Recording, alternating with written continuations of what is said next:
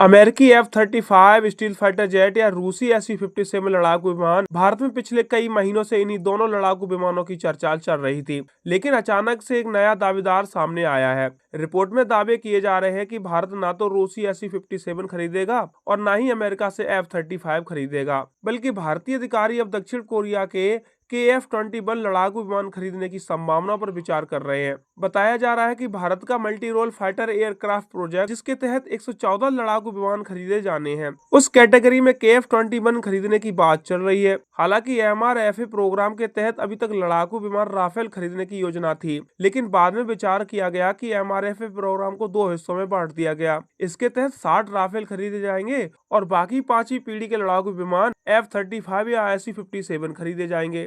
कुछ media report में KF-21 लड़ाकू विमान पर विचार करने का दावा किया जा रहा है। अब सवाल यह है कि KF-21 लड़ाकू विमान में ऐसी क्या खासियत है जो भारतीय वायुसेना के लिए सही साबित होगा। राफेल की तुलना में ये कमजोर है और ये पूरी तरह से 4.5 जनरेशन का जेट भी नहीं है। राफेल इसके मुकाबले कई गुना ज्यादा अच्छा है। स्पीड से लेकर इंजन क्षमता, पेलोड क्षमता, रडार क्षमता और वास्तविक युद्ध अनुभव, हर एक मोर्चे पर राफेल दक्षिण कोरियाई फाइटर जेट के मुकाबले ज्यादा बेहतर है। KF-21 लड़ाकू विमान को दक्षिण कोरिया की कोरियाई एयरोस्पेस इंडस्ट्री यानी KAI ने डेवलप किया है। यह एक डबल इंजन 4.5 जनरेशन का मल्टी रोल फाइटर है, जिसमें AESA radar, IRST electronic warfare system और आधुनिक हथियारों को इंटीग्रेट किया गया है।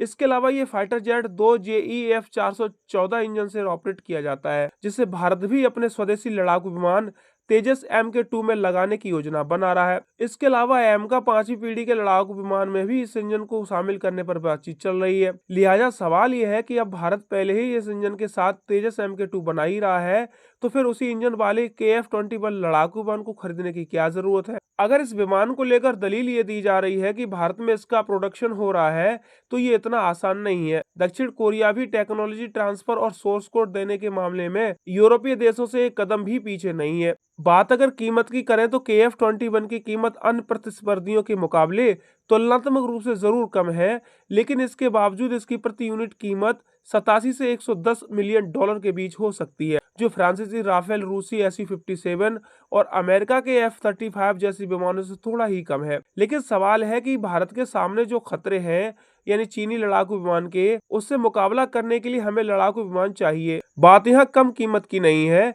बल्कि बात यहाँ चीनी खतरों से निपटने की है। अगर कम कीमत पर ही विमान खरीदना हो तो दुनिया में कई और फाइटर जेट हैं जिनकी कीमत इससे भी कम है। दक्षिण कोरियाई KF-21, फ्रांसीसी राफेल और भारतीय तेजस MK2 तीनों ही 4.5 जनरेशन के मल्टी रोल लड़ाकू विमान है, लेकिन उनकी डिजाइन, कीमत, टेक्नोलॉजी और ऑपरेशनल भूमिकाएं अलग अलग है। KF-21 दो इंजन वाला मल्टी रोल लड़ाकू विमान है, जिसमें AESA रडार लगा है, IRST इलेक्ट्रॉनिक वॉरफेयर सिस्टम है जैसे आधुनिक फीचर है, और इसका मकसद कोरिया के पुराने F-4 F-5 बेड़े को बदलना है। इसकी स्पीड मैक 1.8 तक की है और पेलोड क्षमता इसकी 7,700 किलोग्राम की है। फिलहाल इस लड़ाकू विमान का परीक्षण किया जा रहा है और इसके ब्लॉक थर्ड वेरिएंट में सीमित स्टील टेक्नोलॉजी का इस्तेमाल होगा, जबकि राफेल विमान पहले से ही ऑपरेशनल है और युद्ध में ये अपने आप को साबित भी कर चुका है। राफेल की स्पीड मैक 1.8 है और पेलोड क्षमता इसकी 9,500 किलोग्राम की है। इसमें अत्याधुनिक एडवांस सेंसर यानी स्पेक्ट्रा, इलेक्ट्रॉनिक वॉरफेयर सिस्टम और स्टील डिजाइन शामिल है। भारतीय वायुसेना पहले से ही इसका इस्तेमाल करती है। ऐसे में अगर राफेल ही खरीदे जाएं तो इंटीग्रेशन में दिक्कत नहीं आएगी। हालांकि कीमत के मामले में राफेल काफी महंगा है और इसकी एक यूनिट की कीमत करीब 120 से लेकर